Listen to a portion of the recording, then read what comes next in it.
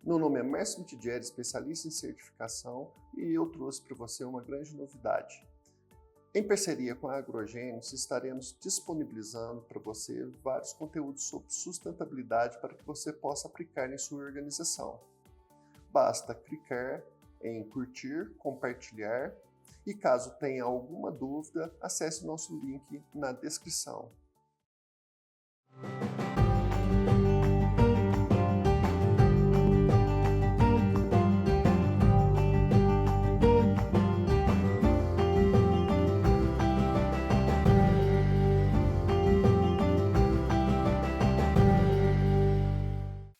Nessa aula, eu vou passar para vocês todos os macetes que eu aprendi que podem ser vitais para você no momento de passar por uma auditoria.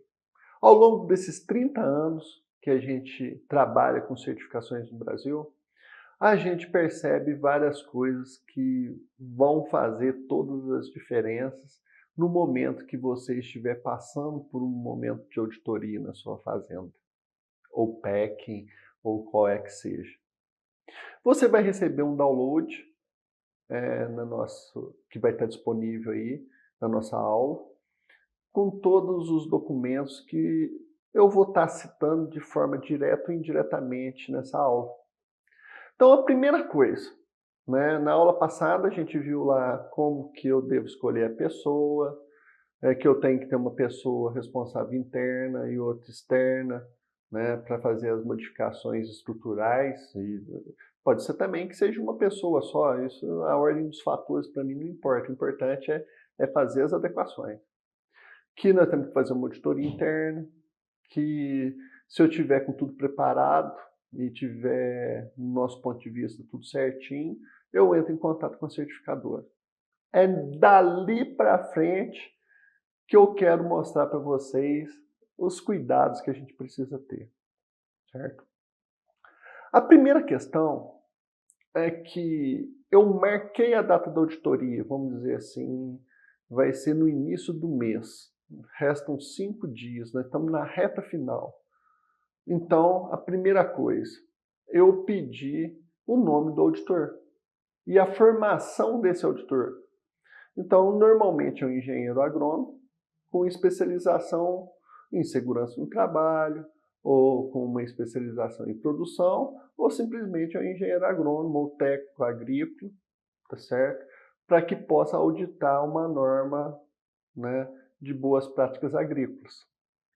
Então, só pela formação dele, você já vai saber se ele vai focar mais nos requisitos de segurança no trabalho, se ele tiver uma especialização em segurança no trabalho, se vai focar mais em MIP, se ele tiver uma especialização em fitopatologia, tá certo? Isso tudo é muito importante você saber para que, na hora que estiver recebendo auditoria, você esteja preparado de acordo com a formação do cara, né? Então, falta o quê? 5 dias para a nossa auditoria. Você também vai receber uns documentos com as principais perguntas que eles vão fazer para o meu colaborador, né? Então, quais são as principais perguntas? Se eu passei por treinamento de segurança no trabalho, o que eu posso ter aprendido nesse treinamento? Se eu sei quem que é o socorrista, na minha propriedade, se eu sei aonde que está os kits primeiros socorros dentro da propriedade, se eu sei colocar o EPI, tirar o EPI de pulverização, se os meus filhos estão na escola, se eu estou recebendo em dia, se eu fiz o exame de acetilcolinesterase, se eu aplico defensivo ou não, o que eu tenho que fazer ao ir num banheiro de campo, se eu tenho que lavar a mão, se eu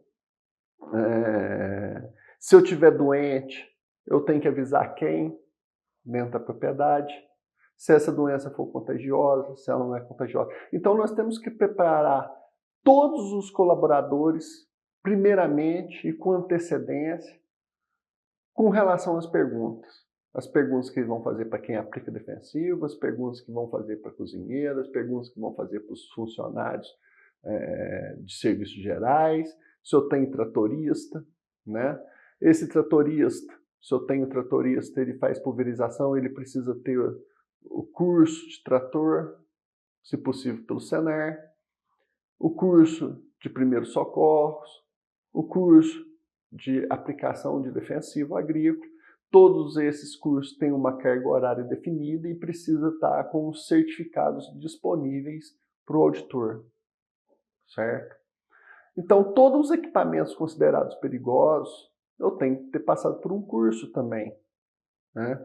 Então, ele vai checar, né, se teve o curso de operação do pivô, se teve o curso de operação da motosserra, se teve o curso de operação de roçadeira, né? Então, esses cursos todos você solicita, se não tem, providencia, pega o certificado e deixa dentro da pastinha correlata que nós vamos estar vendo para frente. Então, o momento é que eu estou dando dicas de como você faz uma boa auditoria, né? Isso que a gente precisa estar com foco, né? Então, uma semana antes, eu ensaio com todo mundo e deixo todo mundo pronto.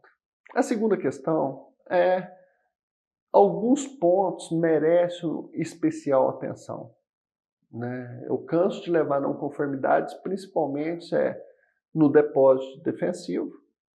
No depósito defensivo eu preciso estar com balde com areia e pá, um kit primeiros socorros, a FIS-PQ de cada produto que está lá dentro, e só posso ter produto registrado para cultura.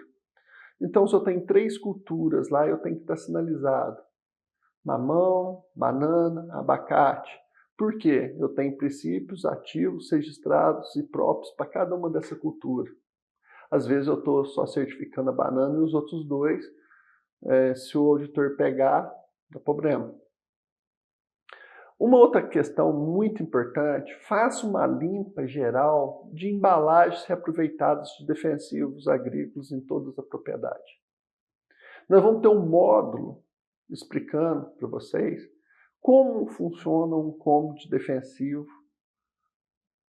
atendendo todos os requisitos de qualquer norma existente no país.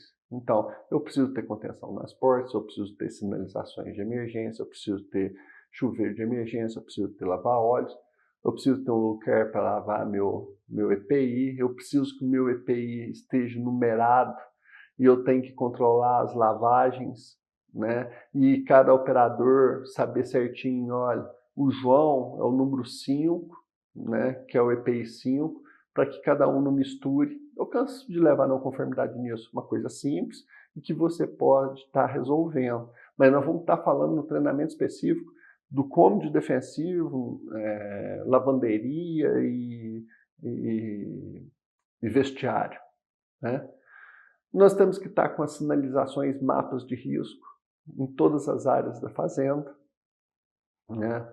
Então, dentro dessa preparação, cheque se tem um mapa de risco, se o extintor não está vencido, porque ele vai verificar se os extintores estão vencidos, né? Se tem as sinalizações, os mapas de risco, né? Isso tudo o auditor vai estar checando. Uma das coisas muito importantes que acaba levando não conformidade, as fazendas às vezes recebem alguma coisa no dia anterior, etc., e larga tudo bagunçado. Então, a organização e a limpeza dos refeitórios, banheiros de campo. Eu canso de levar não conformidade na hora que vamos para as áreas de vivência no campo lá, que tem o banheiro masculino, feminino, o banheiro masculino não está funcionando, a descarga, o lavatório não está funcionando. Isso tudo são bobeiras que não pode acontecer na véspera de uma auditoria. Então, por isso que eu falo assim, a preparação começa uma semana antes. A gente checar os banheiros de campo, a gente checar os refeitórios de campo, a gente checar se os tratores estão com proteção nos cardãs, as buzinas, os atendimentos a NR31, tudo acontecendo. Feito isso, eu começo a checar a minha documentação, né? Um dos erros que acontece muito é eu pegar minha gestão de saúde e segurança no trabalho rural, programa de gestão de risco, Lá tem a recomendação dos EPIs. O auditor pega a ficha de entrega de EPI e cruza a informação com a gestão. Está faltando EPI para ser entregado. No dia da auditoria, isso não pode acontecer. Isso aí tinha que ter checado lá na auditoria interna, lá atrás, quando eu fui preparar para fazer a adequação à norma. Então, essa da bobeira com ficha de entrega de EPI não está casando com a recomendação da gestão de saúde e segurança, o exame médico não está batendo com os recomendados no programa. Então isso aí acontece demais. Nós não podemos dar bobeira com relação a isso. Não ter um programa ambiental, um PCA, um RCA, né, um plano de controle ambiental, né, da propriedade para verificar se eu tenho as outorgas, os licenciamentos, autorização ambiental de funcionamento. Se eu cortei árvore, eu tenho que estar com autorização. E essas árvores cortadas, eu não posso ficar dando sopa com ela lá dentro da propriedade, né? Se eu estou com os talhões e as áreas sinalizadas e bem verificáveis no que tange a carência em reentrada de pessoas nessas áreas, com as devidas sinalizações que a gente vai deixar os modelinhos tudo para download para vocês. Então, se eu estou com a sinalização das APPs, das reservas legais, dos talhões sinalizadinhos, tanto fisicamente no local quanto no meu mapa, se eu tenho a sinalização da carência reentrada. A carência é o intervalo que eu tenho depois que eu apliquei para a colheita, certo? E lembrando disso, é muito importante, porque o que ele vai fazer? Ele vai olhar qual foi a data de aplicação do último defensivo que você fez, a carência deles, e ver se teve colheita no período de carência. Se teve colheita no período de carência, você vai levar uma não conformidade. Então é muito comum, né? Vai visitar as casas dos colonos e alojamentos, vai verificar se tem goteira, se tem rachadura, se a parte elétrica não tem gambiarra, se tem fio solto, se os vidros não estão quebrados, se tem uma moradia digna. E se for alojamento, todos os comprais para atender NR31, se a quantidade de camas por metro quadrado, a altura entre as camas, se tem armário, não pode ter alimento dentro do armário do funcionário. É muito comum nas fazendas a gente encontrar pimenta, marmita, cachaça. Não pode. Então isso tudo é muito importante vocês checarem, né? Aí que começa aquele dado que eu falei para vocês. Você pode até fazer uma certificação rápida, mas na hora que for entrevistar as pessoas, os rapazes lá não vão entender, né? Porque não recebeu o treinamento das perguntas, né? Vou dar um exemplo para vocês. Eu tenho um depósito defensivo. Ao eu terminar de fazer a aplicação defensiva, eu tenho que ir lá, tomar banho e controlar esse banho que eu tomei. Muitas das vezes o auditor vai perguntar para ele se tomar banho, ele fala que não. Muitos nossos funcionários não querem atender essa norma, que é uma legislação brasileira. Tomar banho após a aplicação. Aí vai no banheiro e fala que só usa o banheiro para fazer o número 2. Nós temos que treinar e qualificar as pessoas para que elas façam o procedimento correto do depósito defensivo, que façam o procedimento correto do banheiro, que façam o procedimento correto lá no meu PEC. Lá no meu PEC eu tenho que usar a touca, eu tenho que ter o procedimento de higiene, ele tem que saber se tiver uma doença contagiosa, não pode, tem que informar o encarregado, e que ele tem que ser dispensado para não contaminar não só os companheiros, como o próprio fruto, tá certo? Eu tenho que ter um controle de roedores, eu preciso que as vassouras que eu uso no banheiro não sejam utilizadas no PEC, isso tem que estar identificado, tá certo? É boas práticas. Então, a balança ela precisa estar aferida, né? Então, e guardada junto com a documentação.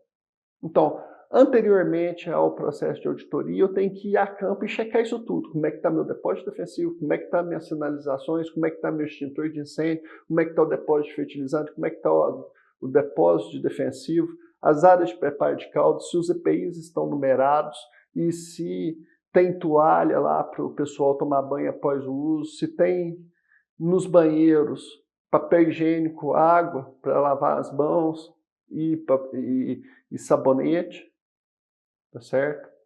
Que seja neutro, se possível. Se tem as práticas e sinalizações como lavar as mãos e higiene, tá certo? Se nos setores tem os kits primeiros socorros, né? Que nós vamos estar passando essas instruções, quantos kits a gente precisa. Isso tudo, está tudo preparado? Está tudo preparado. Aí eu vou montar, na montagem das pastas, pega o checklist, nós vamos fazer, está disponível para download o conteúdo de cada pastinha. Então na F1 eu ponho o mapa, eu ponho análise de risco de novos locais, eu ponho os modelos das praxes e vai checando documento por documento. E é incrível, gente. Mesmo você checando, na véspera da auditoria eu aconselho vocês passarem novamente por tudo, porque alguém já foi lá, tirou no depósito defensivo um balde com areia e pá, uma placa caiu, uma torneira quebrou. Então isso tudo é importante vocês estarem checando e estar em perfeita disponibilidade para todos no dia da auditoria. Então, chequei as documentações, o conteúdo das pastas, as análises de risco, os laudos e tudo, e as pastas estão perfeitas, aí eu cheguei na auditoria. O auditor chegou, muito importante, boca fechada não entra mosquito. Fale aquilo que ele perguntar, mostre aquilo que ele pedir. Às vezes, no intuito da gente querer mostrar tudo para o auditor, a gente acaba levando uma não conformidade. A auditoria é amostral, ele não tem tempo suficiente para checar 100% da documentação de vocês, mas as principais ele vai passar uma por uma, que é o conteúdo das pastas, que é o atendimento aos requisitos, principalmente se for uma auditoria de verificação e de certificação. Num segundo momento, vocês também, depois de certificado, podem receber uma auditoria não programada ou surpresa, que tem que ser avisado com 24 horas de antecedência e você pode solicitar a sua transferência, ou seja, não recebê-la apenas uma vez. Se na segunda vez que eles solicitarem, você não receber, você fica com o certificado suspenso até que possa receber essa auditoria não programada. Então, fique atento, não mostre para o auditor aquilo que ele não solicitar. Essa é a outra dica, tá certo? Então, a pasta já vai estar na sequência das solicitações deles, mas cada auditor tem seu jeitão, você tenta ir fluindo de acordo com que ele vai solicitando os documentos. Ficou nervoso? Pergunta que requisito que ele está pedindo, que automaticamente na sua cabeça você já vai ver. É CB? Vai lá na pasta CB. CB que número? CB6. Vai na pasta CB6, vai estar com todos os requisitos lá separadinhos. Eu não achei na pasta, alguém tirou e não colocou no lugar de novo. Vai no seu computador, abre lá o arquivo, vai estar digital lá. Tá? Cheque. Né, esses detalhes de ficha de entrega de EPI, ficha de lavagem de EPI, controle de banho, isso tudo é muito importante para que vocês tenham essa tranquilidade. No momento da auditoria, teve alguma não conformidade? Vamos dizer assim, que ele detectou que tal talhão estava sem a sinalização. Tem auditor que aceita até no final da auditoria você apresentar a ação corretiva e ele retira essa não conformidade, que é um direito que você tem. Tem certas coisas que você não consegue. Se detectar que fulano de tal não tinha um treinamento de tratorista, passou desapercebido por você na hora de fazer auditoria interna, ou trocou-se o funcionário nesse período. Então, certamente você não vai conseguir fazer esse treinamento de tratorista no dia da auditoria, para entregar no final. Então, você vai ter que marcar esse treinamento, botar essa pessoa para fazer esse treinamento, fazer ação corretiva com a causa, raiz, correção e ação corretiva. Esses são os 3 pontos que vai ter um formulário próprio que a certificadora vai estar fornecendo para vocês para enviar para o auditor fazer o fechamento. Essas são as principais dicas que a gente vê acontecer, né, em todos esses anos. Mas a principal, converse muito com todo o seu colaborador. Não imagine tanta coisa que ele fala, porque a não conformidade são a ausência de evidência. E a evidência pode ser documental, pode ser entrevista e pode ser visual. O triangular dessas 3 ações vai dar a conformidade com determinado requisito. Mas 99% está na hora que um colaborador mal treinado e capacitado dá seu depoimento e acaba gerando uma não conformidade. Muitas e muitas vezes ocorrem os treinamentos, o colaborador às vezes é muito simples, tanto culturalmente quanto de vivência, e ele às vezes está passando por tantos treinamentos lá que ele não entende que aquilo ali é um treinamento, e na hora que o auditor pergunta para ele se ele passou por treinamento, ele fala que não. Até mesmo porque é uma das pessoas internas lá que está fazendo esse treinamento. Isso pode gerar uma não conformidade. Então, vira e mexe, tem não conformidades com depoimentos. A caixinha de sugestões é outra coisa muito importante. Não deixe na frente de câmeras, tem que guardar a sua confidencialidade e dar a resposta, né? Por mais boba que seja a sugestão ou a reclamação, a gente anotar e dar a tratativa que pode usar um caderninho, isso aí no requisito, na hora que a gente estiver passando um a um, a gente vai estar falando para vocês. Análises de água é outra coisa que vira e mexe eu tenho não conformidade, principalmente se for de potabilidade, o pessoal esquece de botar a questão do requisito sobre cloro. Então, tem que ter atendimento à portaria 888 do Ministério da Saúde, né? E não esquecer do índice de cloro residual, que tem que estar dentro do padrão. Isso aí tem acontecido demais nas auditorias, certo? E os outros requisitos, né, que é a análise de resíduo e outras análises que são solicitadas para auditoria, não tem muito problemas. Mas é muito importante você, no momento da auditoria, ter checado isso tudo, que você vai ter uma auditoria bem tranquila. Ficamos por aqui e até a próxima aula.